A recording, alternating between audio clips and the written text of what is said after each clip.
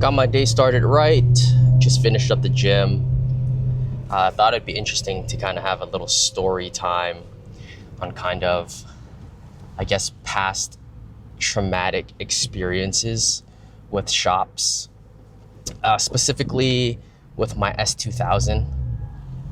I bought an AP1 S2000, or well, it was my dream car, AP1 S2000.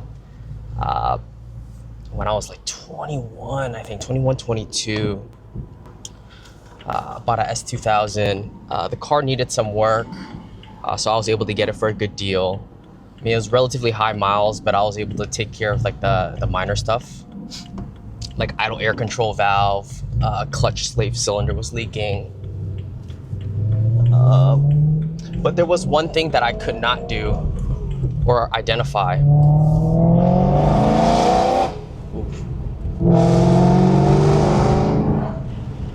And that was whirring noise coming from the rear of the car. So I originally thought it had to do with the TSB, with the axle nut loosening or not being torqued tight enough, right? So I torqued the axle nuts, and this is a really funny story. I barely had any tools at that time. All I had was a 1/2-inch ratchet and a 3/8 ratchet.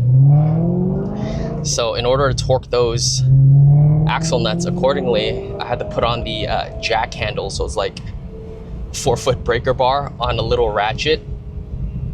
Ended up snapping both ratchets just to torque one side of the axle nut. Fortunately and unfortunately, it was Craftsman tools.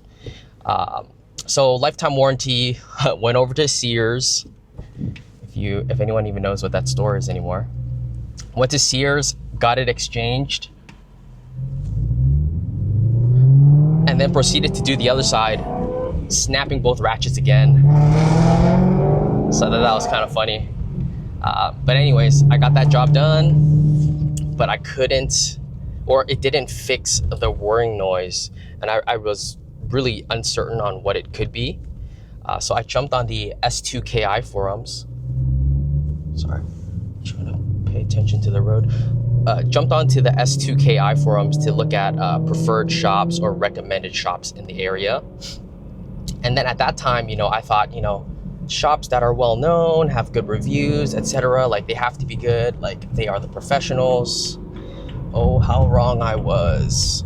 So brought the car to the shop, had, I guess, the main guy, I think it was a one-man show, or him and his brother or something, I don't know, test drive the car, and he right off the rip said, yep, both your rear wheel bearings are bad, you'll need to get them replaced. So I was like, all right, well, you're the professional, cool.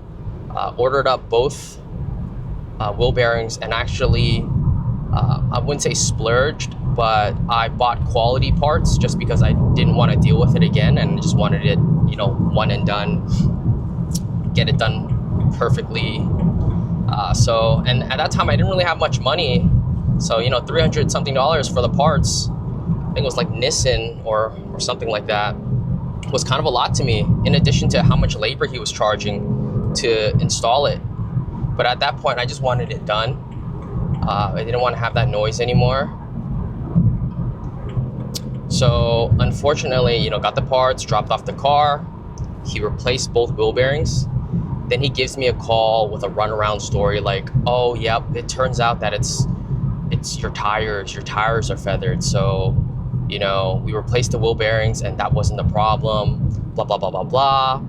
So basically, he misdiagnosed it and just deferred it onto me.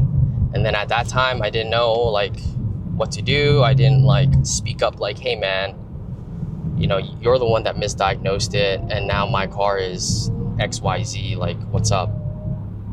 So from then on, that really traumatized me, taking the car to the shop, basically getting scammed is what I feel like. And then that just really made me angry, but motivated me to kind of be all right, forget it. I kind of generalized all shops at that point, forget it. All these guys are just trying to scam. Like, this guy didn't even diagnose it properly. Like, in hindsight, later on realizing like he didn't even put the car on the lift to spin the wheel to like see if the wheel bearings are going bad or are bad. So from then on, that really just fueled my motivation to start wrenching and learning on my own. So, you know, I Craigslist, flea markets, built up my tool inventory with the essentials, and really just started tinkering with things myself. I think I got pretty good in terms of gaining experience with, you know, dexterity in my hand, you know, the ergonomics, right? Like working in confined spaces, being able to, you know, hand thread stuff and making sure I'm not stripping it. Obviously, when I first started out, you know, I was just, I don't know, righty-tighty, lefty-loosey, and just whatever.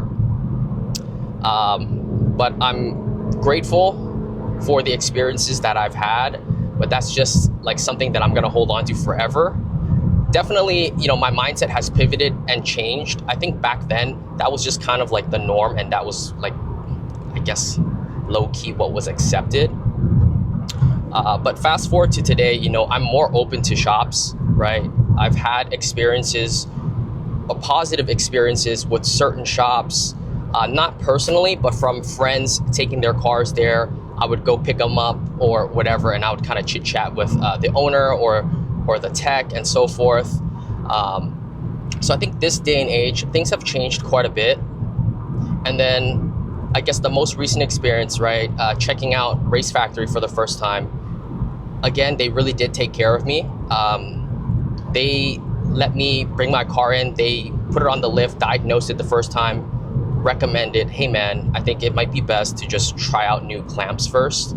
Because once you weld it, like, yeah, you can get it welded, but if the clamps can resolve it, you know, you'll end up saving more money, and it's just easier in the future if the X pipe is in two pieces. So like, I really, really appreciated that, and it really went a long way for me that they'll take time out of their day, didn't charge me for a diagnosis, right? Using up one of their lifts or engine bay, or bays, sorry. And then, you know, once the new clamps came, I kind of wanted to get it done ASAP. I didn't have an ETA, but when it did, you know, I gave them less than like 48 hours notice, and, you know, they accommodated me. In addition to that, you know, they provided additional service, right? They looked through common items on the car, making sure like, hey, did you get your oil filter housing gasket replaced? You know, it might be leaking, and so forth. So getting back to the topic of shops and kind of how I was scarred, I still am. I'm not gonna say I'm not, but I'm more accepting of shops, especially if it meets my quote-unquote criteria and standards. So definitely Race Factory is someone I'm gonna, not someone, a shop that I'm gonna keep in mind. And that's definitely where I'm gonna take it for the coilovers, 100% the coilovers. And then, I don't know, whatever else I plan to do in the future, I'll see. If I can't do it on my own, they'll be the first shop I give a ring to.